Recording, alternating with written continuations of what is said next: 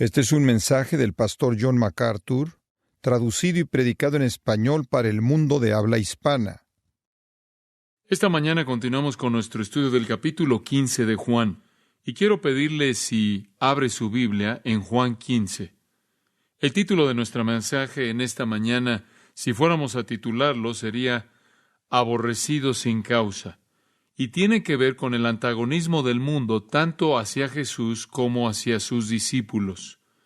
Ahora, me siento en un sentido como si me estuviera limitando a mí mismo porque realmente hay tanto en estos versículos como para pasar muchas semanas en ellos, pero vamos a movernos un poco más rápido y tratar de cubrir varios versículos en esta mañana, quizás no diciendo algunas cosas que deberían ser dichas, pero diciendo otras cosas que creemos que el Espíritu de Dios nos ha dirigido a que digamos.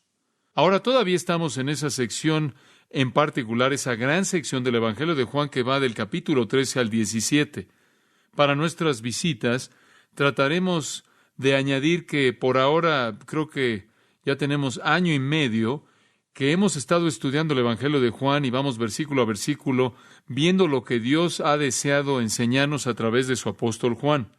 Juan, claro, primordialmente está preocupado con el registro de las palabras de Jesucristo y las obras que Él hizo mientras que Él estuvo aquí en la tierra, como también con su identidad eterna. Pero conforme hemos llegado a los capítulos 13 al 17, hemos llegado a ese gran último discurso de Jesús a sus discípulos.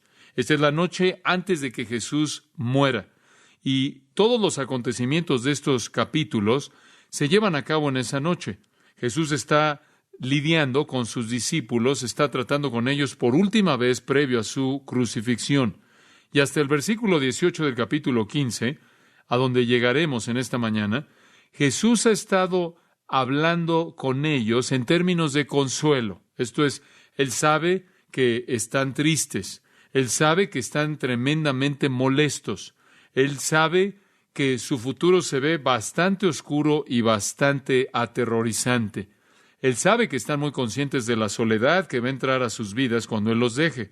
Y entonces Él ha pasado la mayor parte de su tiempo mostrándoles que Él realmente los amó y los está consolando. Ustedes recordarán que en el capítulo 13, Él pasó el capítulo indicando su amor a ellos al punto de lavar sus pies. Después, en el capítulo 14, Él presentó esas grandes promesas para confortarlos. Les dijo que Él se iba a ir solo con el propósito de preparar un lugar para ellos, que Él regresaría y vendría por ellos y se los llevaría a donde Él iba a estar. Él les dijo que ellos harían obras más grandes que las que Él había hecho porque Él iba al Padre. Él les dijo que ellos podían pedir cualquier cosa en su nombre y Él lo haría. Él les dijo que ellos recibirían al Consolador, al Espíritu Santo, que viviría en ellos, que sería su propio Espíritu. Él les dijo que Él mismo inclusive regresaría a morar en ellos. Él les dijo que ellos poseerían vida divina, que ellos poseerían conocimiento divino, que ellos serían amados intensamente tanto por Él como por Dios Padre. Él les dijo que ellos conocerían su paz misma que Él les daría. Él les dijo que ellos permanecerían en Él, conectados de manera cercana a Él, y su vida fluiría a través de ellos, y ellos darían fruto, mucho fruto y más fruto. Ellos tendrán una comunión íntima con Él. Él les dijo que tendrían gozo, su gozo permanecería en ellos. Y Él les dijo que Él sería su amigo, ellos serían amados por Él, ellos estarían amándolo a Él y amándose unos a otros. Entonces, Él hizo esas promesas clásicas, fantásticas a ellos, como también indicándoles su amor. Y en este punto, para que ellos pudieran tener una perspectiva equilibrada del mundo en el que ellos marcharían, Él les va a presentar el contraste opuesto. Él les presenta el hecho de que, aunque ellos van a disfrutar de todas esas promesas y esas bendiciones y que el Espíritu Santo les va a dar estas capacidades que Él va a producir en ellos se van a encontrar en medio de un mundo que aborrece a Cristo, que es hostil y que es rebelde. Y eso equilibra su perspectiva del retrato que van a tener en su ausencia. Van a estar en un mundo que los va a aborrecer con el mismo veneno que lo aborreció a Él. Y va a buscar matarlos con el mismo veneno que buscó matarlo a Él. Y de hecho, hasta donde podemos ver a partir de la historia, el mundo realmente los hizo mártires a los 11 de los 12, Juan siendo la única excepción. Quizás Mateo fue la otra excepción. No obstante, Jesús quiere equilibrarlo para que no terminen con la idea de que después de todas estas promesas, su existencia entera va a ser una cama de rosas y que pueden entrar al mundo con una especie de gozo y risa que va a ser sin restricciones y sin límites. Pero no es así. Ellos, de hecho, van a enfrentar la hostilidad del mundo exactamente de la manera en la que Jesús la enfrentó.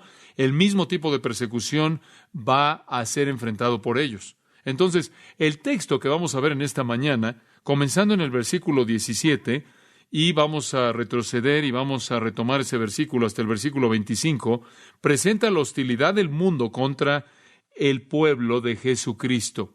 El mundo todavía es hostil contra el pueblo de Jesucristo, contra la gente de Jesucristo. Y vamos a entrar más adelante a la idea de que inclusive en un mundo que está hablando de Jesús mucho, todavía hay una hostilidad abierta generada por Satanás. Y quiero que mantenga usted en mente, a lo largo de este pasaje, que esa hostilidad del mundo es el costo del discipulado. Este es el costo del verdadero discipulado. Y es un precio bastante barato comparado con las bendiciones que son eternas y que se nos han dado de manera rica en Cristo. Muy bien, entonces Jesús les ha dado todas las pruebas de su amor. Les ha dado esas cosas que indican que Él los amó profundamente y ahora Él les va a mostrar que en medio de su amor hacia ellos, el mundo los va a odiar. Y esta es la perspectiva equilibrada para eliminar algún tipo de expectativa súper feliz, de bendición pura, y más bien Él quiere darles un entendimiento realista de la verdadera escena. Ahora el versículo 17 nos da la transición. Veámoslo como parte de nuestra introducción. En el versículo 17 Él está haciendo una transición de describir su amor hacia ellos a describir el odio del mundo. Y noten la transición aquí. Esto os mando, que os améis unos a otros. Él les está diciendo, sigan amándose unos a otros, y es en el sentido lineal en el griego y es una acción continua. Continúen amándose unos a otros profundamente. Hombres, ámense unos a otros sacrificialmente, de manera devota, exactamente en la manera en la que yo los amé. Ámense unos a otros de la misma manera, porque van a necesitarse unos a otros desesperadamente, y después comienza la transición. ¿Por qué debemos amarnos unos a otros con este tipo de amor devoto, continuo, sacrificial? La razón es que debido a ese amor, debido al amor que tienen entre ustedes, ese va a ser el único amor que van a conocer porque el mundo los va a odiar intensamente. Y entonces les recuerda que deben asegurarse de amarse unos a otros, porque lo van a necesitar desesperadamente en medio de un mundo que los odia, que es hostil, que mata a Cristo. Y entonces Él dice, ámense unos a otros, hombres. Ámense unos a otros de la manera en la que yo los amé, sacrificialmente con devoción total.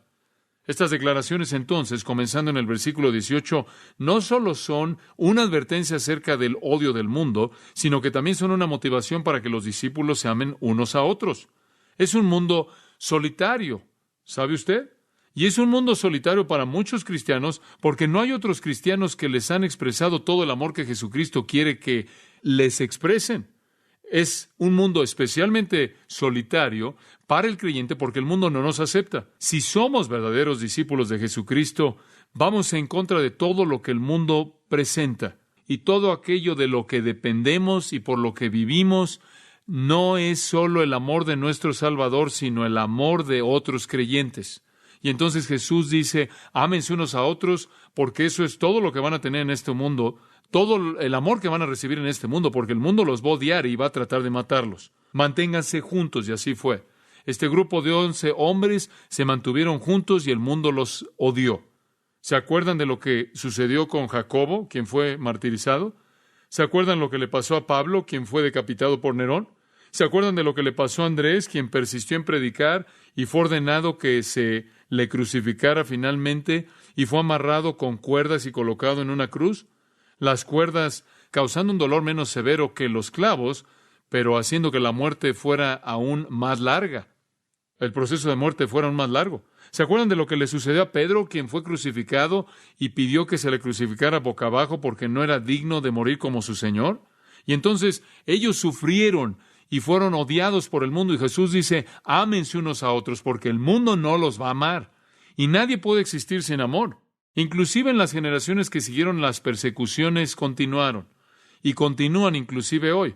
Dice usted, ¿no en nuestro país? Bueno, a un nivel superficial, Dios ha bendecido a Estados Unidos de Norteamérica con un cimiento cristiano y como consecuencia no estamos en el vórtice de la persecución y estamos en medio de una sociedad anticristiana. Pero ciertamente no estamos aislados.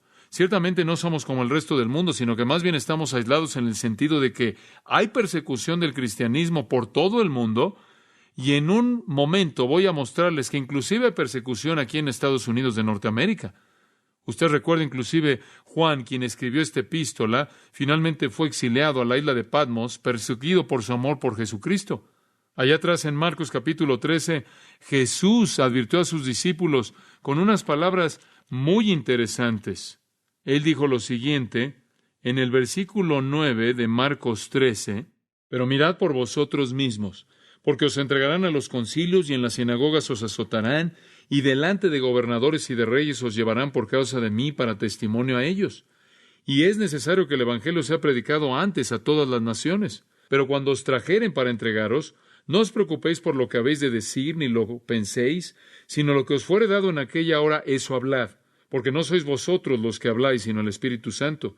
Y el hermano entregará la muerte al hermano, y el padre al hijo, y se levantarán los hijos contra los padres y los matarán, y seréis aborrecidos de todos por causa de mi nombre.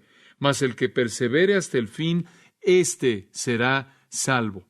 Y es prometido de nuevo en Marcos capítulo 13, de una batalla hostil guiada por Satanás a través del sistema del mundo en contra del pueblo de Dios. Y siempre ha sido así y siempre será así. El gobierno romano odió a los cristianos porque los consideraban como individuos desleales. Y eso echó a andar una gran ola de persecución temprana. El imperio romano, como usted puede ver, era vasto. E iba del Éufrates hasta Inglaterra. Iba de Alemania hasta la parte norte de África. E incluía todo tipo de gente, todo tipo de países. Y los romanos decidieron que necesitaban tener un factor unificador para mantener a todo esto unido. Y el factor de unión que decidieron era la adoración de César. Y realmente creció más bien espontánea porque la adoración de los Césares, debido a la adoración de los Césares, y poco después se volvió algo natural que fuera el pegamento para mantener al imperio romano unido. Y entonces se demandaba que todo ciudadano romano dentro del imperio adorara a César.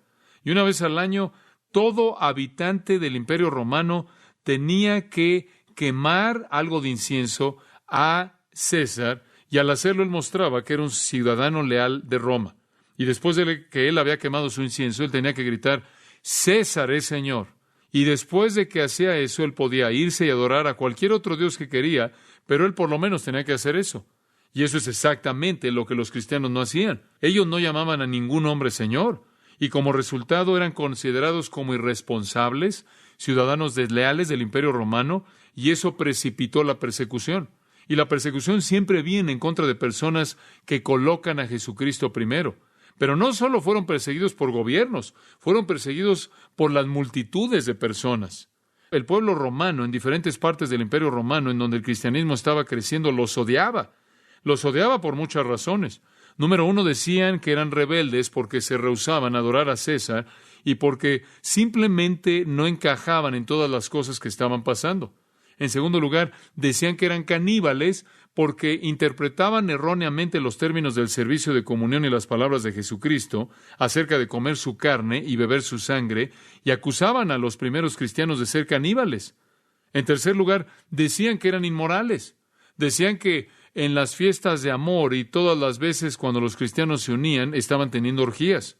Decían que eran incendiarios, porque siempre estaban hablando de la segunda venida y que iba a estar relacionada con el fuego y todas las cosas que Dios haría en juicio, y naturalmente echaron la culpa a los creyentes por incendios que hubieron, particularmente los culparon por quemar o incendiar Roma. También dijeron que los cristianos afectaban las relaciones familiares, que partían, que dividían hogares, que rompían matrimonios, que disolvían matrimonios, porque cuando alguien venía a Jesucristo, eso sucedía de manera inevitable. Y entonces el nombre cristiano se volvió algo que odiaban. Y solo era cuestión de unos cuantos años después de que Jesucristo los había dejado, cuando toda la hostilidad realmente comenzó. Y los discípulos fueron atrapados en las primeras olas de esto y perdieron sus vidas, y los cristianos después comenzaron a ser matados durante los primeros 300 años de la historia del mundo después del tiempo de Jesucristo. Y entonces Jesús les dice: hombres, esto va a ser difícil. Asegúrense de amarse unos a otros. Asegúrense de seguir amándose entre ustedes. Se necesitan el uno al otro desesperadamente en un mundo hostil. Más adelante Pedro dijo: amad a los hermanos. Pedro dijo: tened amor ferviente entre ustedes. Pedro dijo: ama a tu hermano. Esta es la base de nuestra relación dentro del cuerpo de Cristo, el amor. Y necesitamos amarnos unos a otros, y necesitamos estar juntos, ministrando y dando testimonio juntos al mundo que es hostil contra nosotros. Muy bien, entonces Jesús introduce el tema del odio del mundo mediante una transición hablando de amor como contraste. Y después Él entra a la razón por el odio del mundo. Razón número 1. Tiene usted ahí un bosquejo en su boletín si quiere seguir. La razón por la que el mundo odia a los amigos de Jesús, y esto nos incluye a nosotros, es, número 1, porque no somos del mundo. Simplemente no encajamos en el sistema. Versículo 18.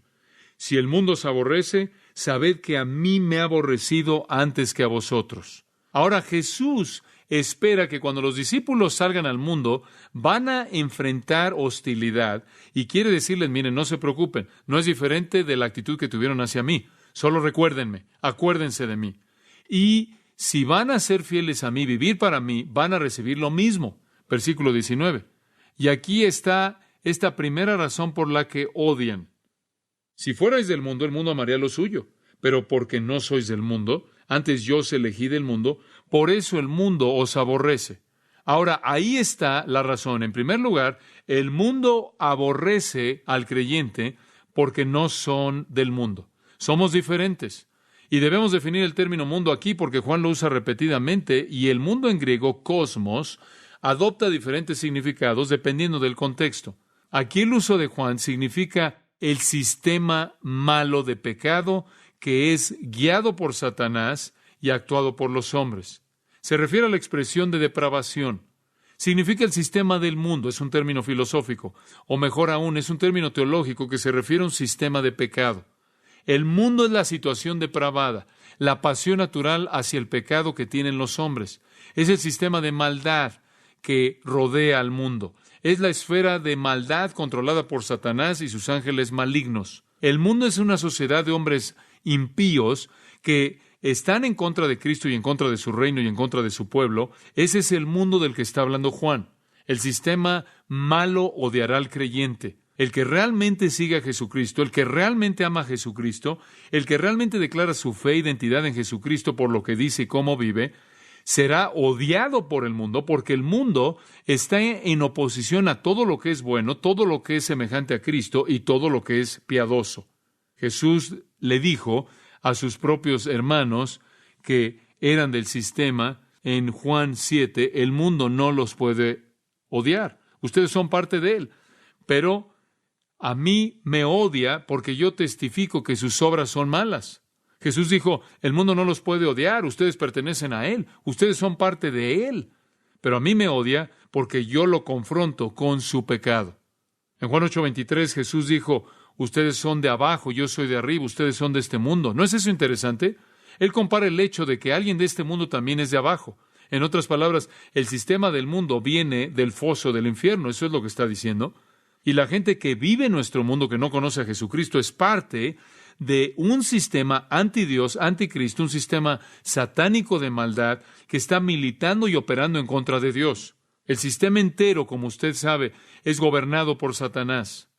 En Juan capítulo 12, versículo 31, dice: ahora es el juicio de este mundo. Ahora el príncipe de este mundo será echado fuera. Y todos sabemos que el príncipe de este mundo es Satanás. En el versículo 30 del capítulo 14, dice: viene el príncipe de este mundo y él nada tiene en mí. Satanás gobierna el mundo. Él dirige el sistema malo. Y es natural que la lucha entera de Satanás es la razón por la que realmente él hace todo lo que hace, y es ir en contra de Cristo y en contra de Dios. Y entonces, Él dirige de manera natural el sistema en esa misma dirección. Es asombroso ver cuántos cristianos son persuadidos y son convencidos para pensar que el mundo realmente es muy tolerante de Dios y muy tolerante de Jesucristo, cuando el hecho es que no lo es, y el tipo superficial de religión que muestran es lo más horrendo y más engañoso y el más sutil de todos los intentos de Satanás. Como usted puede ver, la religión falsa, escuche esto, la religión falsa, bajo el disfraz de piedad, siempre ha sido el perseguidor más grande de la verdad. A lo largo de la historia de la Iglesia, siempre ha sido la religión falsa la que persigue a la verdad. Siempre han guiado la persecución del cristianismo real y la semejanza a Cristo. Y bueno, es natural, una sociedad de hombres malos, guiada por Satanás y sus demonios, en contra de Dios, en contra de Cristo, en contra de su reino y su pueblo, es natural que ese tipo de sistema va a odiar a aquellos que pertenecen a Jesucristo. Eso es simplemente algo normal. Necesitamos esperar eso. Bueno, dice usted, no me odian a mí. Quizás usted no pertenece a Jesucristo, quizás ni siquiera es obvio. En 1 Juan 3:12, no como Caín, que era del maligno y mató a su hermano. ¿Y por qué lo mató? Porque sus obras eran malas y las de su hermano justas. Esa es la razón por la que el mundo odia al verdadero creyente, porque actuamos como una condenación de sus obras malas. Esa es la clave. ¿Por qué mató Caín a Abel? Porque él no podía tolerar el hecho de que Abel era justo y él era injusto. Y él fue condenado por la justicia misma de Abel. Y entonces no somos de este mundo. Nosotros estamos apartados de este mundo. Somos justos, hechos santos en Jesucristo, y por ello no pertenecemos al sistema, y el mundo nos odia porque no pertenecemos a ellos. Y Satanás está dirigiendo al mundo en un ataque en contra de esas cosas que son de Dios y son de Cristo. El sistema ciertamente odiaba a Jesús. Allí en el capítulo 17, versículo 12, cuando estaba con ellos en el mundo, yo los guardaba en tu nombre. A los que me diste yo los guardé, y ninguno de ellos se perdió.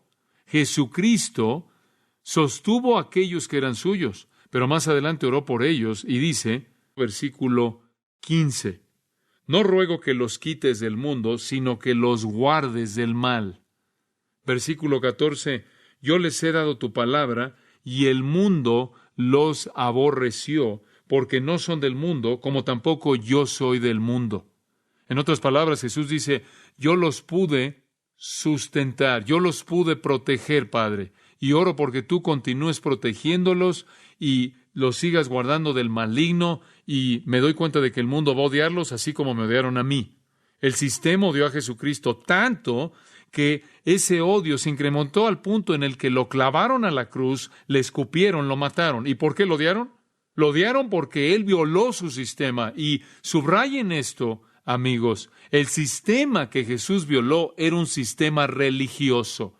El aborrecedor más grande del cristianismo siempre ha sido la religión falsa, las sectas y todo el resto de tipos de sistemas falsos bajo el disfraz de piedad siempre son la amenaza más grande contra el cristianismo y contra los creyentes. Porque Satanás guarda sus mejores disparos para la religión falsa. Eso es lo que atrapa y cautiva la mente de la gente. Y entonces Dios nos ha llamado de manera apartada del sistema. Somos leales a Jesucristo en medio de un mundo malo. En Filipenses 2:15, Pablo dice, para que seáis irreprensibles y sencillos, hijos de Dios sin mancha, en medio de una generación maligna y perversa, en medio de la cual resplandecéis como luminares en el mundo. A esos filipenses, viviendo en medio del Imperio Romano, él les estaba diciendo, es un mundo corrupto, perverso, y necesitan vivir de manera irreprensible, de manera inocente, para que su testimonio sea una reprensión a él. En 1 Juan, capítulo 5, otro versículo viene a mi mente. Creo que es el versículo 19. Sabemos que somos de Dios y el mundo entero está bajo el maligno. Ahora, ahí puede usted encontrar el contraste tan extremo como lo puede encontrar. Somos de Dios y el mundo entero aquí está bajo el maligno. Hay una antítesis absoluta y total entre el creyente y el mundo. En Efesios 5:11, Pablo dice, Y no participéis en las obras infructuosas de las tinieblas, sino más bien reprendedlas. Y el creyente tiene el privilegio y el derecho y el deber de ver el pecado y denunciar el pecado y señalarlo. Y creo que la razón quizás por la que no sentimos tanto del odio del mundo como deberíamos es el hecho de que no estamos dispuestos a confrontar al mundo nariz a nariz de frente y llamar las cosas por lo que son. Somos demasiado tolerantes, somos demasiado amables, le damos la vuelta al pecado y necesitamos confrontar al incrédulo cara a cara con su pecaminosidad. El creyente que hace eso será aborrecido por el mundo porque él viola de manera abierta el sistema y se presenta como una condenación abierta contra él. Y es natural que el mundo va a odiar a la gente que vive como condenación del mismo. Simplemente desde un punto de vista humano, los ejemplos clásicos serían el destino de Arístides y Sócrates. Arístides fue un hombre tan virtuoso y moral que fue llamado Arístides el justo, y ese se convirtió en su título. Él era tan justo y tan honesto. Finalmente él fue expulsado de su país, y cuando uno de los ciudadanos le preguntó por qué había votado por la expulsión de Arístides, él respondió con estas palabras: porque estoy cansado de oír que siempre es llamado el justo. Esa es la razón por la que los hombres mataron a Sócrates. Él siempre estaba llamando a los hombres a pensar y examinarse a sí mismos, y los hombres lo odiaron por eso, y lo mataron por eso. El mundo no quiere a nadie que lo confronta con su propio pecado. Es peligroso en nuestro mundo aún practicar la virtud, ¿sabía eso? Aún un mundo sin Cristo que trata de vivir de una manera virtuosa va a ser odiado en nuestro mundo. Mucho más peligroso es ir más alto y vivir conforme a un estándar divino, el estándar de Jesucristo, y vivir como una condenación real del mundo. Eso es peligroso, porque el mundo va a odiarlo a usted por ello. Ahora, eso es exactamente lo que Jesús experimentó. Y en Juan capítulo 5, versículo 16, leemos esto: y por esta causa los judíos perseguían a Jesús y procuraban matarla. ¿Por qué? Porque hacía estas cosas en el día de reposo. Él violó el sistema. Y entiendan esto de nuevo, amigos. Este era un sistema religioso. Usted va con alguien en un sistema que es falso y le dice que es falso cara a cara, y usted presenta y explica que es falso, y usted va a recibir una reacción. Hace unas cuantas semanas atrás estaba hablando en uno de mis sermones acerca de la Iglesia Católica Romana. Hice una afirmación acerca de la Iglesia Católica Romana, de que le habían robado a la gente el derecho de cantar, el cual es un derecho dado por Dios, y alguien me escribió una carta muy larga, llena de odio, llena de antagonismo, porque dije eso en contra de la Iglesia Católica. Si hay algo que necesita ser señalado, que está mal, y lo digo, y espero, sin temor a equivocarme, que voy a recibir hostilidad.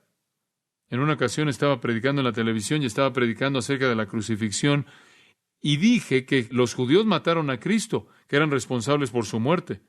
Y eso es tan claro a lo largo de Hechos, y leí varios versículos. Y fuimos inundados por la Liga de Difamación Antijudía y por todo tipo de cosas. Cuando usted le pega al hombre en su corazón religioso, automáticamente prende su reacción y odio. La gente odia el hecho de que usted venga y diga, esto es verdad, esto es correcto y todo lo demás está mal. Es religión falsa, la que siempre ha sido el antagonista, el que se opone a la verdad. El que no tiene religión no sabe nada, no tiene nada que apoyar o nada que refutar. En Juan 8 volvemos a ver lo mismo, versículo 58. Jesús les dijo, de cierto os digo, antes que Abraham fuese, yo soy. Y después comienzan a arrancarse el cabello en el versículo 59. Tomaron entonces piedras para arrojárselas. ¿Se da cuenta? Él violó su sistema religioso. Ahí en el capítulo 10, sigo pensando en más cosas. Ahí por el versículo 30, yo y el Padre uno somos. Él dice, lo cual, bueno, eso fue demasiado. Entonces los judíos volvieron a tomar piedras para apedrearle. Jesús le respondió, muchas buenas obras os he mostrado de mi Padre. ¿Por cuál de ellas me apedreáis? Le respondieron los judíos diciendo, por buena obra no te apedreamos, sino por la blasfemia, porque tú siendo hombre te haces Dios. Escucha, el mundo no puede tolerar que alguien se coloca por arriba de ellos. Y cuando usted va a un hombre y le dice que está viviendo en pecado y va a morir sin Dios y quiero mostrarle la verdad, puede recibir una reacción de odio y hostilidad. Ahora el mundo ama lo suyo, ¿no es cierto? Versículo 19. Digo, enfrentémoslo. El mundo es una gran hermandad de personas. Todo el mundo está junto en el mundo. El mundo no se odia a sí mismo, el mundo se ama a sí mismo. Cuando usted ve la propagación de la hermandad del mundo, cuando usted ve todo lo que el mundo hace cosas juntos. Y están por todos lados haciendo cosas que no deben, tomando, viviendo vidas inmorales, mintiendo, robando. Esa es una gran hermandad. Y el mundo no odia lo suyo. Y entre más impíos son, más les gusta. Romanos capítulo 1. Siguen haciendo lo malo y se deleitan en lo que hacen eso. Les encanta, se glorían en ello. Un hombre hace lo que quiere con mujeres y es así como si trajera premios, si trajera medallas en su cinturón. Y entre más impíos son, el mundo los quiere más. Hombre, al mundo realmente le encanta a la gente impía porque los hace sentir un poco mejor. Simplemente le encanta glorificar a personas que son realmente impías porque usted se siente tan moral. Y cuando llegamos nosotros y nos colocamos por encima del resto de ellos y les decimos que realmente lo que ellos llaman moralidad es algo tan impío como puede ser, realmente no les gusta oírlo, pero se va a poner peor. Lea 2 Tesalonicenses 2 y va a ver cómo ellos siguen empeorando y empeorando y empeorando hasta que el misterio de la iniquidad que ya está en operación finalmente va a explotar durante la tribulación. Como puede ver, el mundo no es una conciencia para sí mismo. Somos su conciencia. Y cuando nos vayamos en el rapto, no es sorprendente que el infierno se va a desatar aquí, la conciencia del mundo se fue. Y estamos apartados del sistema como una condenación del mismo. Y le voy a decir algo.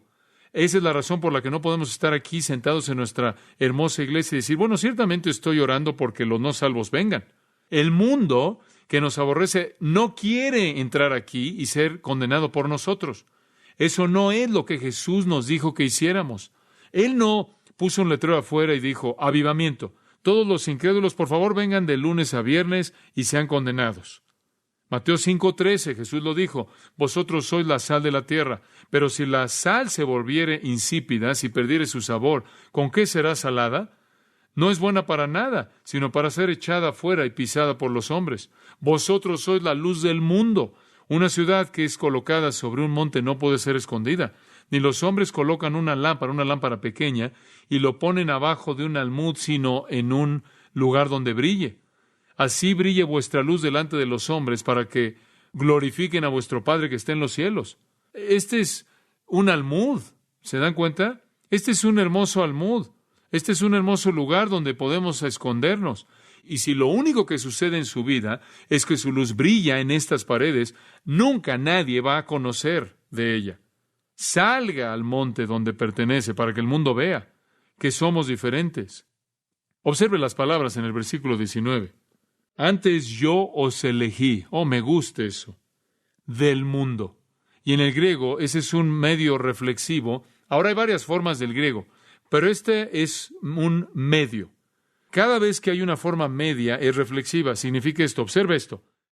Los he elegido para mí mismo. El para sí mismo es una construcción reflexiva. Jesús dijo, los he elegido para mí mismo, para diferir del sistema de Satanás, de tal manera que su existencia, su manera de vida, todo constituye una acusación viviente en contra del resto del mundo. Y le voy a decir algo, cuando Él nos escogió, el diablo realmente se enojó. Eso simplemente lo molestó. No hay duda al respecto. Digo, no le gusta perder a nadie. El diablo está enojado y entonces va tras el cristiano. ¿Piensa que lo hace? ¿De qué cree usted que está hablando Pedro cuando dice que el diablo anda alrededor como león rugiente mirando a quién devorar? Él anda tras nosotros. Él está haciendo que el mundo entero esté contra nosotros. Y en los días futuros, en Apocalipsis, por ejemplo, permítame leerle un par de cosas, realmente Satanás va a salir con todo. Apocalipsis 12:9. Y fue lanzado fuera el gran dragón, la serpiente antigua, que se llama Diablo y Satanás, el cual engaña al mundo entero. Fue arrojado a la tierra y sus ángeles fueron arrojados con él. ¿Escuchó eso? Engaña al mundo entero. Él ha estado engañando al mundo entero. Y él fue arrojado a la tierra y sus ángeles fueron arrojados con él. Y hombre, cuando él entra a esa tierra en el tiempo de la tribulación, él realmente se desata con esas cosas terribles para pervertir y destruir a los hombres. Allá en Apocalipsis capítulo 20, volvemos a ver cómo trabaja él. En el versículo 7.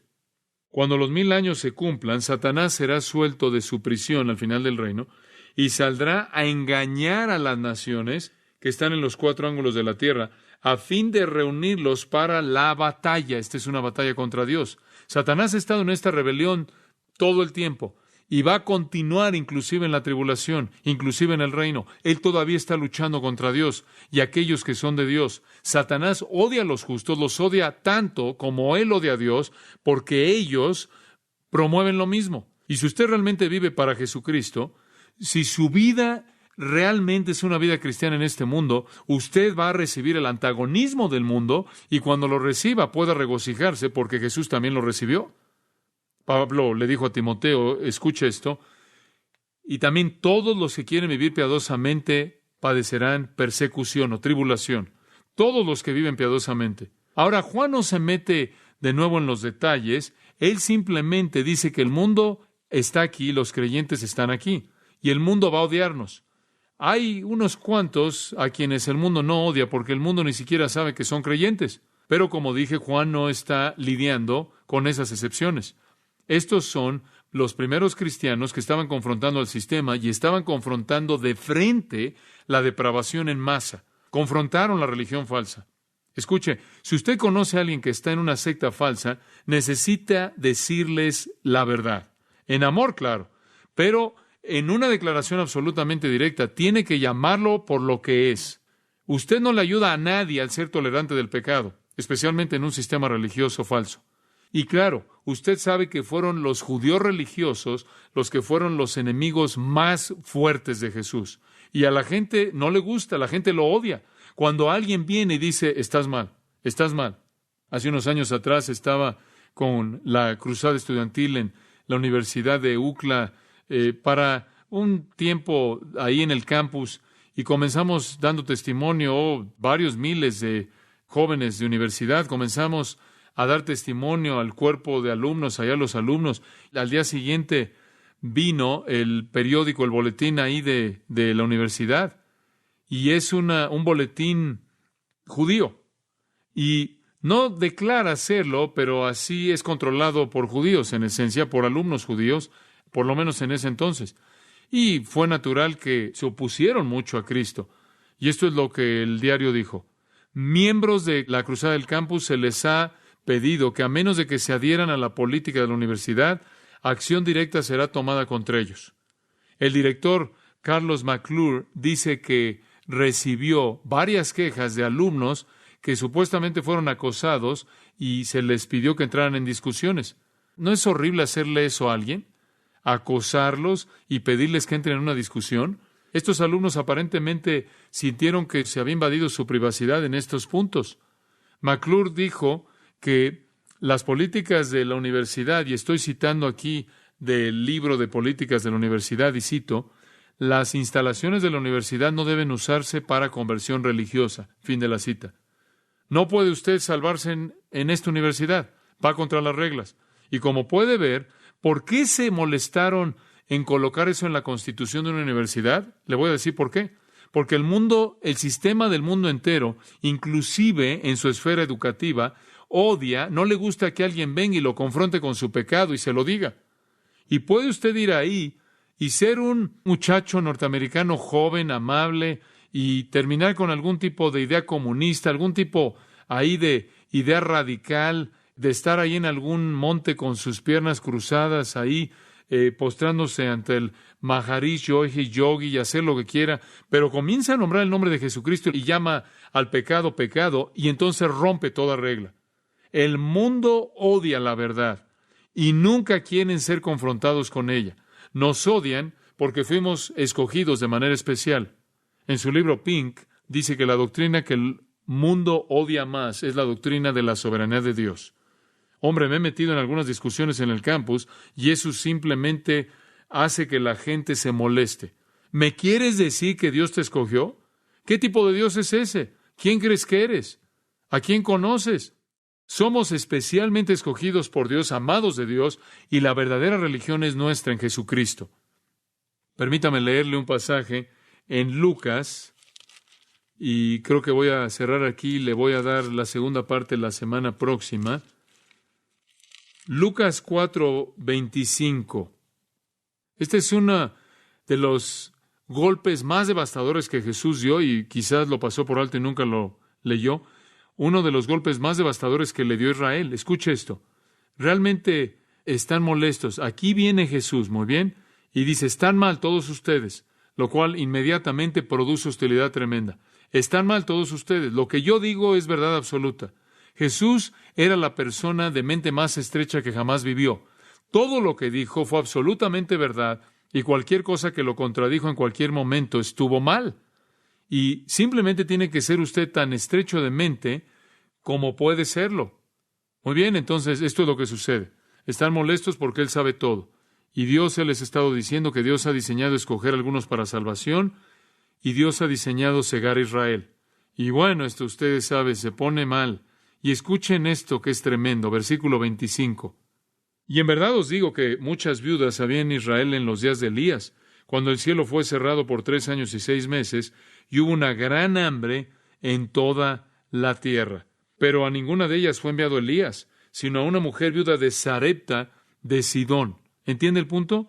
Dios puede hacer lo que quiera hacer. Muchas viudas por todos lados, pero solo a Sarepta fue enviado Elías. Ustedes no están ahí porque simplemente son descendientes de Abraham, y eso es todo. Escuchen esto, versículo 27. Y muchos leprosos había en Israel en tiempo del profeta Eliseo, pero ninguno de ellos fue limpiado, sino Naamán el sirio. ¿Se da cuenta? Dios es selectivo. Versículo 28. Al oír estas cosas, todos en la sinagoga se llenaron ¿de qué? De ira. ¿Y qué hicieron? Versículo 29.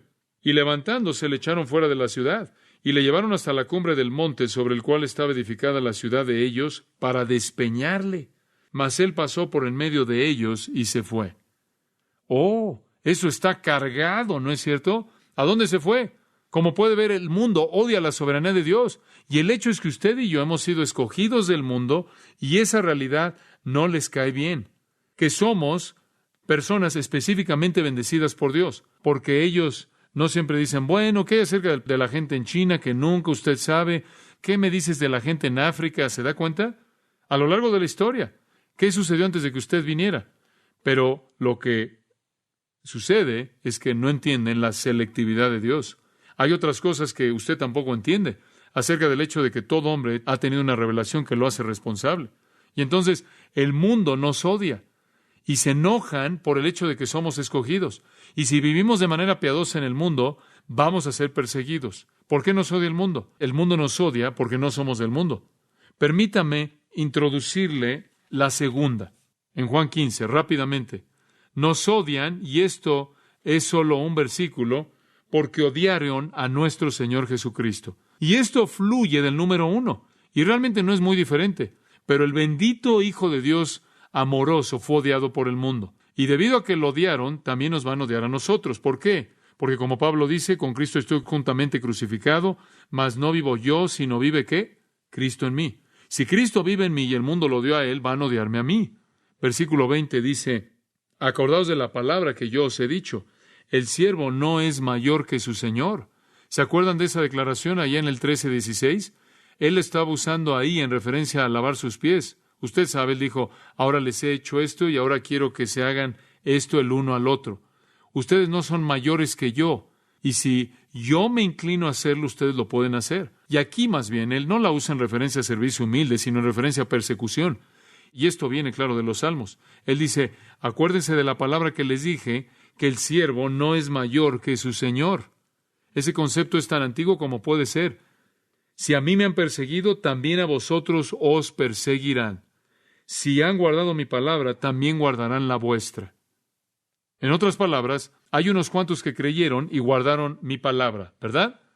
Y va a haber unos cuantos que van a creerles. No todo es oscuro. Escuche, ¿qué es lo que el mundo va a hacer? Va a perseguirnos porque persiguieron a Jesús. nos identifica con Jesucristo. Usted dice, ¿qué hay acerca de la actividad, de toda la actividad de Jesús? Digo, usted ve al mundo el día de hoy y no se ve como que todos nos odian, se ve como que todos quieren a Jesús, ¿no es cierto? La verdad, me gusta eso. Se ve como que todo el mundo está emocionado por Jesucristo.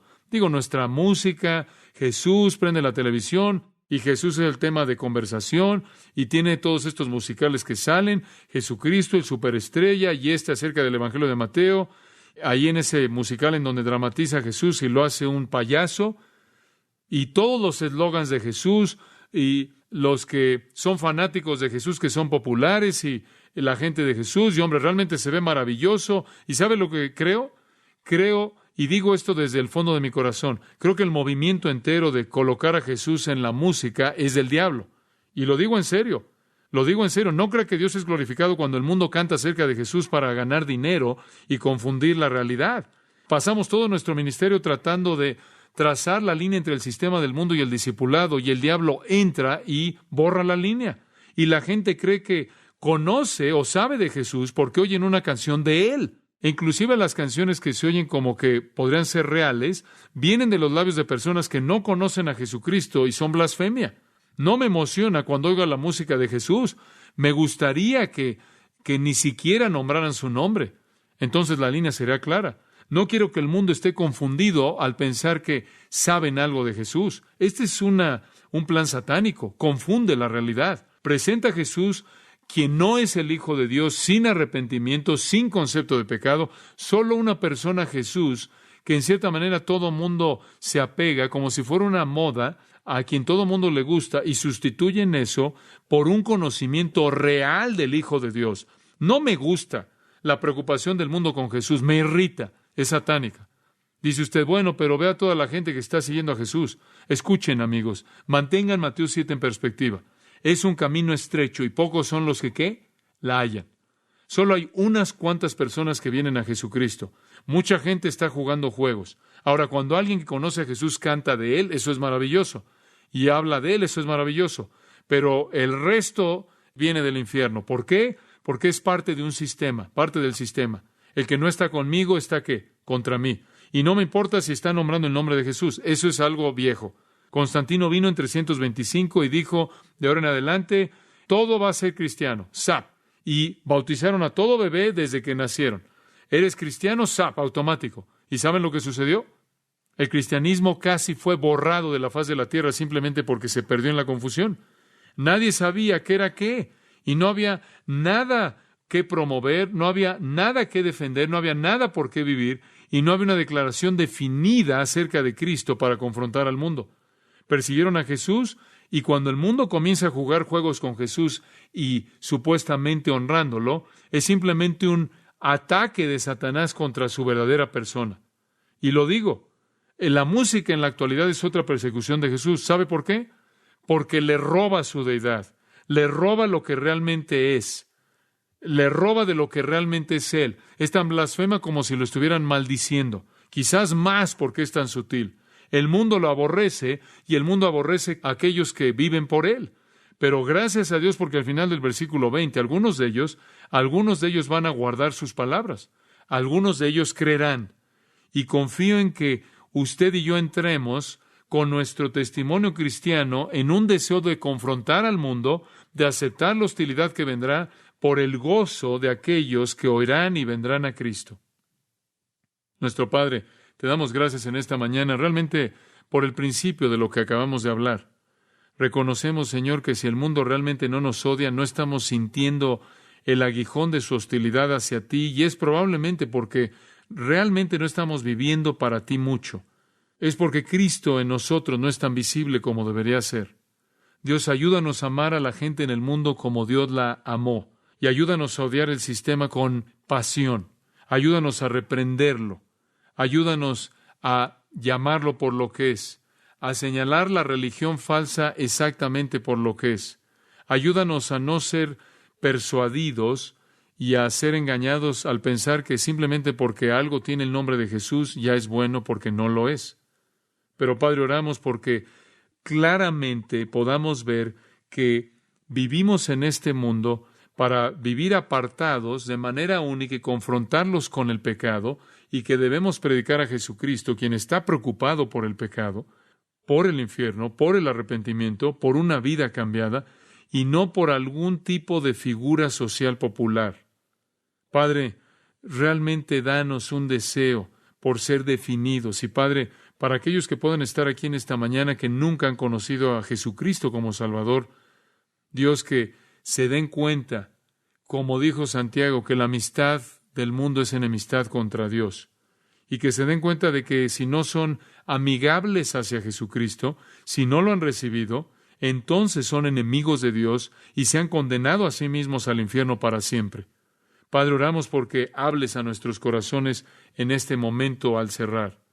Mientras sus cabezas están inclinadas, al continuar en una oración en silencio, algunos de ustedes quizás nunca han conocido a Jesucristo y queremos llevarlos a que reflexionen acerca de su pecado. Y si usted quiere convertirse en un amigo de Jesucristo y no en un enemigo, parte de su cuerpo maravilloso en lugar de ser parte de este sistema de maldad del mundo que va a ser destruido.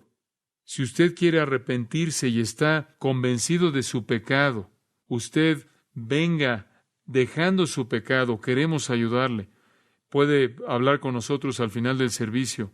Necesita usted pedirle misericordia a Dios porque lo perdone, porque deje su pecado. Algunos de ustedes han estado envueltos en el mundo. Algunos han afectado de manera terrible su testimonio. Algunos no han tenido testimonio en absoluto. Por fuera no se ve usted muy diferente que el resto del mundo, pero quizás hoy quiera hablar con el Señor al respecto y tomar la determinación de dejar su pecado que quizás está afectando su testimonio si realmente es cristiano, y decirle que realmente quiere ser como Jesús para hacer una condenación viviente. Esa es la única manera en la que usted jamás llevará a alguien a Cristo. No nada más por sus palabras, sino por cómo vive. Entonces, también usted, para usted, quien es cristiano, al final del servicio puede acercarse si necesita algún consejo y hablar con alguno de nosotros. También si quiere alguno de ustedes unirse a Grace Church y servir al Señor aquí, ser preparado y trabajar con nosotros, nos encantaría tenerlo aquí y lo invitamos también a que hable con nosotros aquí al final del servicio. Padre, oramos porque tu Espíritu hable y los corazones respondan y la gente tome resoluciones en su vida. Te damos la alabanza en el nombre de Jesús. Amén. Para más información sobre los mensajes y libros del pastor John MacArthur y de los derechos legales de los mismos, puede acceder a la página en gracia.org.